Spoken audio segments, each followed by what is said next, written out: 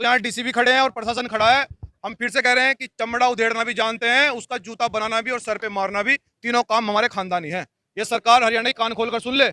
और अगर गुरु घर की एक भी ईंट हिली तो हम बता रहे हैं कि गदर मचेगी। ये ध्यान से सुन ले सरकार, और जिसका जिम्मेदार शासन और प्रशासन होगा। अगर एक भी ईंट गुरु घर की हिली ना तो सीधी सी बात है, कोई गुरेज नहीं है, गदर मचेगी पूरी।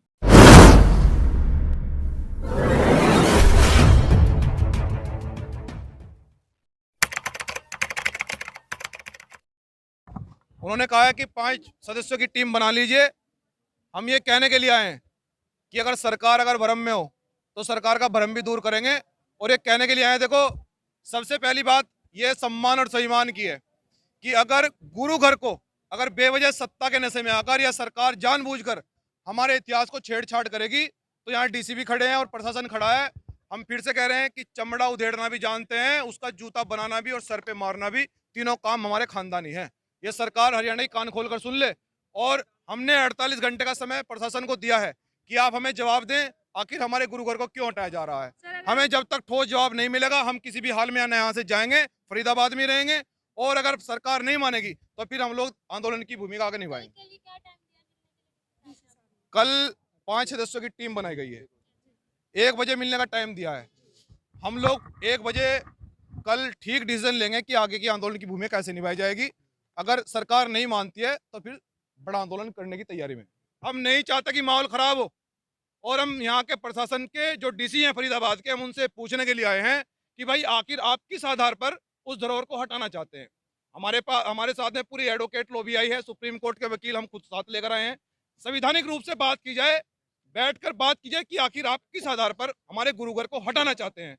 लेकिन अगर सरकार के दबाव में आकर प्रशासन काम कर रहा है, हमारे गुरुओं का अपमान कर रहा है, तो सीधी सी बात है, हम फिर से कह रहे हैं कि हम चमड़ा उधेड़ना भी जानते हैं, उसका जूता बनाना भी जानते हैं, उसे सर पे मारना भी जानते हैं सरकार के। ये ध्यान रखे, गुरुओं का अपमान किसी भी सूरत में बर्दाश्त नहीं किया जाएगा। और अगर इस गुरु घर के लिए देशव्यापी आंदोलन करना पड़ा तो किया जाएगा। इसलिए हमें यहाँ के डीसी महोदय बताएं कि किस आधार पर गुरु घर को हटाया जा रहा है। हम आगे की भूमिका, आगे आंदोलन की भूमिका फिर उसी हिसाब से हम लोग बनाएंगे। मजिस्ट्रेट महोदय, देखिए मजिस्ट्रेट महोदय डीसी महोदय ने भेजे हैं, लेकिन हम यहाँ के जो सबसे बड़े अधिकारी हैं हम उनसे बात करना चाहते हैं, जो जिम्मेदार हैं, जिनके आदेश पर यह काम हुआ है, हम उनसे बात करना चाहते हैं और मुद्दे की बात करना चाहते हैं। हम कोई बेवजह इशू नहीं बनाना चाहते। संविधान को हाथ में लेकर आए हैं, संविधान को मेज पर रखेंगे और डीसी महोदय से जवाब लेकर जाएंगे। अगला कदम आंदोलन का होगा। और अगर गुरु घर की एक भी ईंट हिली तो हम बता रहे हैं कि गदर मचेगी। ये ध्यान से सुन ले सरकार, और जिसका जिम्मेदार शासन और प्रशासन होगा। अगर एक भी ईंट गुरु घर की हिली ना तो सीधी सी बात है, कोई गुरेज नहीं है, गदर मचेगी पूरी। जी एक चीज और जानना चाहूंगा कि इससे पहले जी 400 साल पुराने भी मंदिर ढाए गए, तो तब तो आप आंदोलन करने के लिए नहीं है, और आज रविदास मंदिर ही ढाया जा रहा था। आप कहाँ, एक मिनट सुनिए।